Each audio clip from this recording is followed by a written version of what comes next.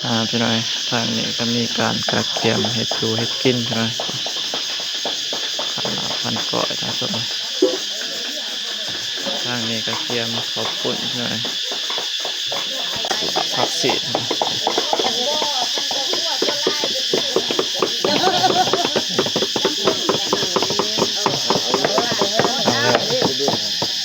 เศร้าเลย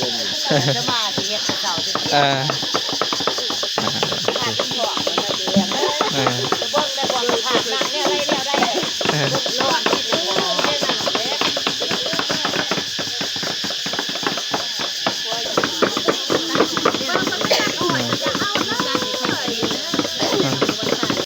พี่น้อยมื้อนี้ก็เป็นมื้อห่อข้าวต้มพี่น้อยมีผู้เฒ่าผู้แก่มาหลายพี่น้อยมาเฮ็ดเวียกแต่ละหน้าที่ของไผลาวทำสมัยเป็นไรนี่พี่น้อยหูบห่างเขาเฮ็ดด้วยใบตองใบอันนี้ก้านกล้วยสมก็ถือว่าบ่ธรรมดาพี่น้อยสีไม้ลายมือของพระเจ้าทำสมัยตอนนี้ก็กำลังได้จัดเตรียมจดหมายซื้อต่างๆพี่น้อยจดเงินอันนี้ก็ถึงเพื่อนทำสมัยคนแหละถ้ามีกองทุน3กล่องเด้อพี่น้อย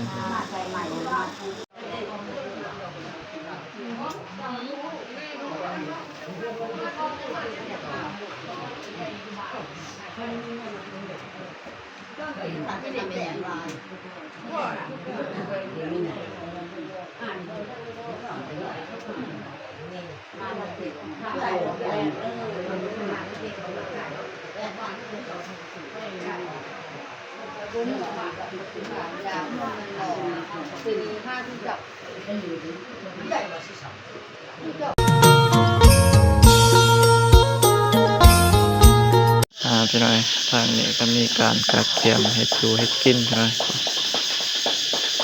พันเกาะทางสมทางนี้ก็เตรียมขอบคุณพี่น้อย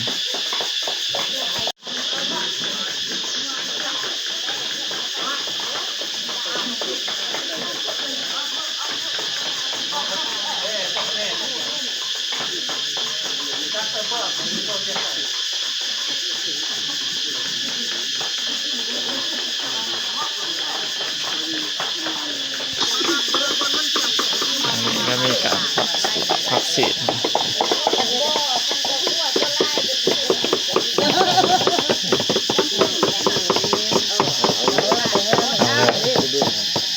เศร้าเลยจะมาสิเฮ็ดเศร้าสิขาดที่บ่มันจะเบิ่งได้บ่ขาดนั่งเนี่ยได้รอดที่จะบ่ได้นั่ง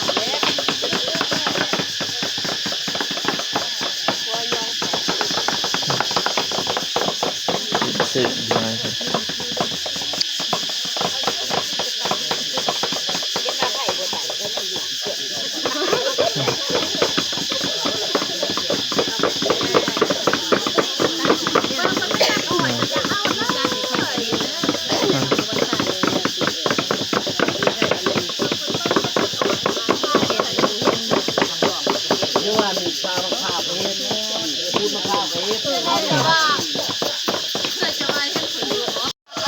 มีการ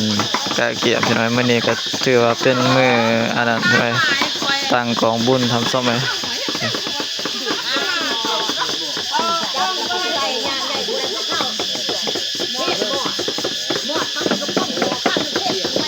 ทางนี้ก็เป็นการทำอาหารการกินพี่น้อยนี่แหละนี่แม่ครัวพ่อครัวได้สวยเหลือเกิดคุณกัน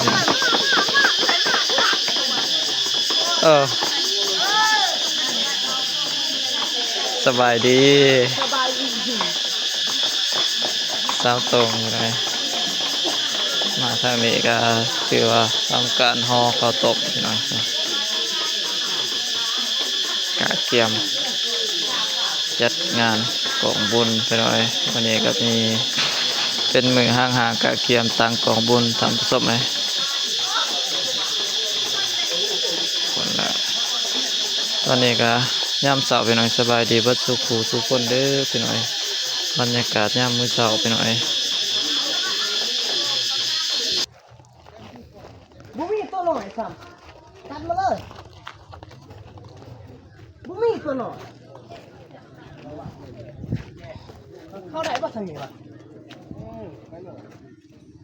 ได้ทำไมให้ไงกูตัวไหนบุมีไปซ้ำเลย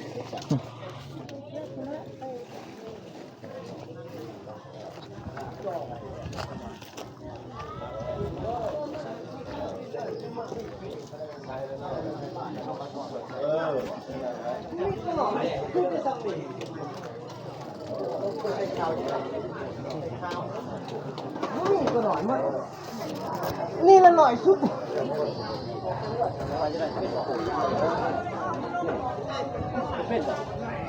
พนันเด่นนี่ตัวคัตตันมาดินี่ครับเจ้าไปเบิ่งอยู่เพื่อนคอยเบิ่งไปหาไม้บอลด้วย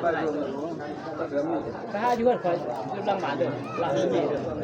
เพราะว่าบอลได้แบบขาดป่วยมันจะมาเด้อมันหยอดที่มันหยอดมันยาวเอาหยอดสั้น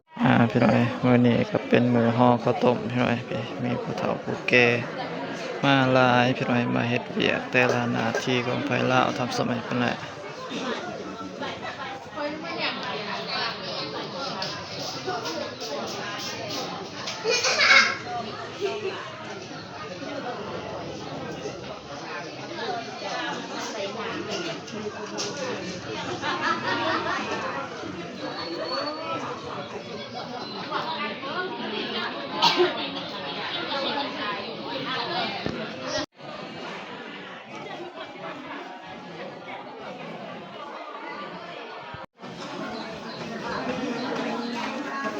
พี่น้อยตอนนี้ก็สิได้พักผ่อนกินข้าวกินน้ำพี่น้อย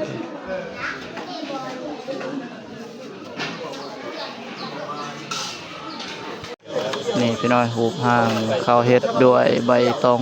ใบอันนี้ก้านกล้วยนะสมก็ถือว่าบ่ธรรมดาพี่น้อยสีไม้ลายมือของพระเจ้าครับสมัย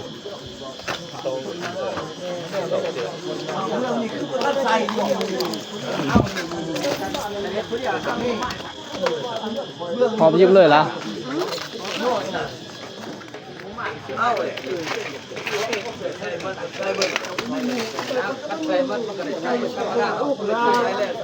ใช่ยา